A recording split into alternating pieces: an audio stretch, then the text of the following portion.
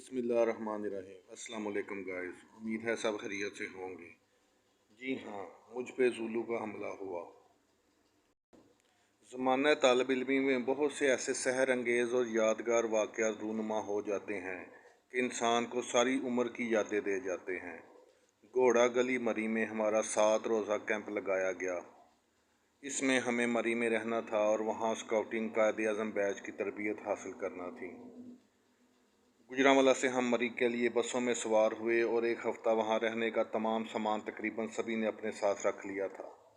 हम सारा रास्ता एंजॉय करते, गाने गाते और एक दूसरे से हंसी मजाक करते रहे। खैर अल्लाह अल्लाह करते सफ़र कटा। मरी से तकरीबन 1 किलोमीटर दूर हमारा कैंप लगना था। हम सबको वहाँ सड़क पर उतार दिया गया और कहा गया कि इस पहाड़ के ऊपर आपने जाना है। मुझे याद है मैं सोच रहा था कि कैसे इतना ऊपर जाऊंगा। बड़ी मुश्किल से हम पहाड़ पर पहुंचे और हमें एक खेमा दे दिया गया कि आपने इसमें रहना और खाना खुद बना के खाना है, इसको साफ़ रखना है और हर रोज़ सुबह आपकी परेड होगी। इस तरह हमारा एक दोस्तों का ग्रुप बना दिया गया जिसका नाम चीता पेट्रोल रखा गया। हमारी कंपनी का नाम दिया गया।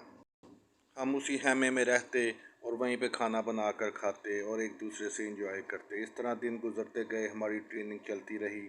वहाँ की आबो हवा बहुत ज़्यादा खुशगवार थी और नज़ारे बहुत ही पुरलुत्फ़ थे। और रात को जब हम नीचे देखते तो लोगों की घरों की लाइटें ऐसे मालूम होती जैसे आसमान पर सितारे चमक रहे हैं, बिल्कुल सितारे ज़मीन पर। हमें हर रोज़ बहुत अच्छे अंदाज में लेक्चर दिए जाते और हर चीज़ के बारे में बताया जाता, किस तरह आपने अपनी हिफाजत करनी है, दूसरों की हिफाजत करनी है। बहुत अच्छे अंदाज में हमें बताया जा रहा था। ये वो जगह है जहाँ पे राशिद महनाज जैसे अजीम अजीम लोगों ने तरबियत हासिल की थी और हमें बहुत अच्छा महसूस हो रहा था कि हम स्काउटिंग कैंप में तरबियत के मनाजिल तय करते जा रहे हैं।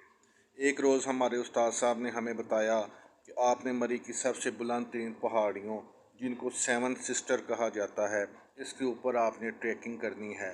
इसके लिए 3-3 बंदों का ग्रुप बनाया जाएगा। आपको रस्सी और छड़ी दी जाएगी ताकि आप अपनी हिफाजत कर सकें और मुश्किल हालात में अपने आप को सर्वाइव कर सकें। और हमें यह भी बताया गया था कि पहाड़ों पर बहुत ख़तरनाक जानवर रहते हैं। और ये आखिरी रात जाने से पहले हमारे हेमे के पास गाय के ऊपर चीते ने हमला भी किया था। अगले दिन सुबह सवेरे हम 3 दोस्तों ने अपना ग्रुप बनाया और ज़रूरी सामान पकड़ा और खाने का सामान और एंजॉय करने के लिए एक टेप रिकॉर्डर भी अपने साथ रख लिया। मरी की सबसे बुलंद 7 पहाड़ियों, जिनको 7 सिस्टर कहा जाता है, इनकी ट्रैकिंग करनी थी। मैं उस्मान उबैद कॉलेज में हमेशा साथ रहते थे। हमने अपना सफ़र शुरू किया। सुनसान पहाड़ थे, एक तरफ गहरी खाई थी और एक तरफ बुलंद पहाड़ था। हम खुश गप्पियाँ लगाते बुलंदी की तरफ आहिस्ता आहिस्ता बढ़ते जा रहे थे। मेरे दिल में हल्का सा खौफ भी था क्योंकि मुझे बताया गया था कि यहाँ खतरनाक जानवर होते हैं, लेकिन हर हाल में हमने स्काउटिंग की ट्रेनिंग ले के जाना था और सब खतरात से बखूबी नबरआज़मा होना था। चलते चलते हम मरी के खूबसूरत मनाजर एंजॉय कर रहे थे। ये ऐसे मनाजर थे कि जिनको सारी ज़िंदगी कभी फरामोश नहीं किया जा सकता, क्योंकि हम बिल्कुल पहाड़ों के अंदर घोंक से गए हुए थे। हम थोड़ी देर सस्ताने के लिए रुके। दोपहर का वक़्त था। आपको एक बात बताता चलूँ कि मरी का मौसम इतना ज़्यादा हसीन था कि हमें थकावट का ज़रा एहसास भी नहीं था हो रहा। हम कमार सानू के गाने बार बार सुनते हुए आगे बढ़ते पहाड़ों में बढ़ते हुए जा रहे थे। इसी तरह आहिस्ता आहिस्ता चलते हुए एक हम तीनों चलते हुए एक मोड़ की तरफ बढ़ते जा रहे थे। आगे उस्मान था। जैसे ही उसने मोड़ क्रॉस किया, मुझे उसकी इतनी ज़ोर से चीखने की आवाज़ सुनाई दी कि पहाड़ों से आवाज़ टकरा कर गूंजने लगी। मेरा दिल यकदम बैठ गया। मेरे ओसान हता हो मैं उसके पीछे लपका और जैसे ही मैंने मोड़ क्रॉस किया, मेरी चीख की आवाज़ शायद उससे भी बुलंद थी। हम दोनों एक दूसरे को पकड़े हुए कांप रहे थे और मुझे समझ नहीं था आ रहा कि ये हमारे साथ क्या हो गया। हमने सामने देखा तो एक जंगली आदमी जिसके पूरे जिस्म पर कालक मली हुई थी। इसके खौफनाक बड़े बड़े दांत नजर आ रहे थे। इसने अपना मकामी लिबास पहना हुआ था। इसके एक हाथ में खंजर था, दूसरे हाथ में कोई खून आलूदा चीज़ पकड़ी हुई थी। इतना लंबा आदमी देखकर मेरे ओसान हता हो गए। इसकी शक्ल बिल्कुल वैसी ही थी जैसे एक दिन पहले हमारे उस्ताद ने हमें ज़ुलू कबीले के बारे में पढ़ाया था। वो बताया था कि कभी मरी के पहाड़ों में ज़ुलू कबीला आबाद था और उसके लोग इस तरह की कद्दो कामत के और इस तरह का लिबास पहन के लोगों का शिकार किया करते थे।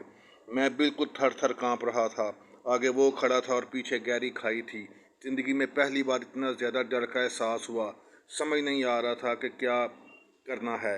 1 मिनट तक ऐसा चलता रहा। बिल्कुल।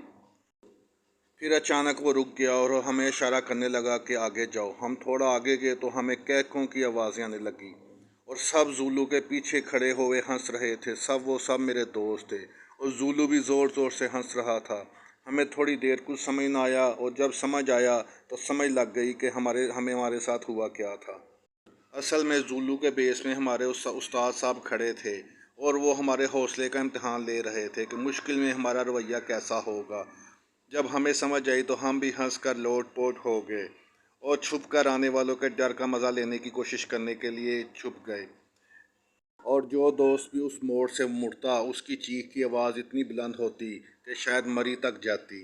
तो ऐसा ये एक यादगार वाक़या है। ऐसा हमारे साथ ये प्रैंक किया गया कि जब भी हम इसको याद करते हैं हमेशा मेरे चेहरे पे मुस्कुराहट दौड़ जाती है। हमारे उस्ताद साहब ने ज़ुलू की इतनी अच्छी एक्टिंग की थी कि कोई पहचान ही ना सकता था। और मुझे आज भी जब ये वाक़या याद आता है तो मैं बहुत ज़्यादा एंजॉय करता हूँ। खैर मैं स्काउटिंग की ट्रेनिंग तो ले आया, कायदे-आज़म बैच भी हासिल कर लिया, लेकिन इस वाक़ये के साथ मेरी जो याद है वो कभी भी ख़त्म नहीं हो सकती। अगर आपको मेरा ये वाक़या पसंद आया हो तो मेरे चैनल को लाइक सब्सक्राइब कर दीजिएगा। अल्लाह ताला आपको हर ज़िंदगी में हर मुकाम पे कामयाबी और कामरानी अता फ़रमाए, आपको हँसता मुस्कुराता रखे। आमीन। अल्लाह हाफ़िज़।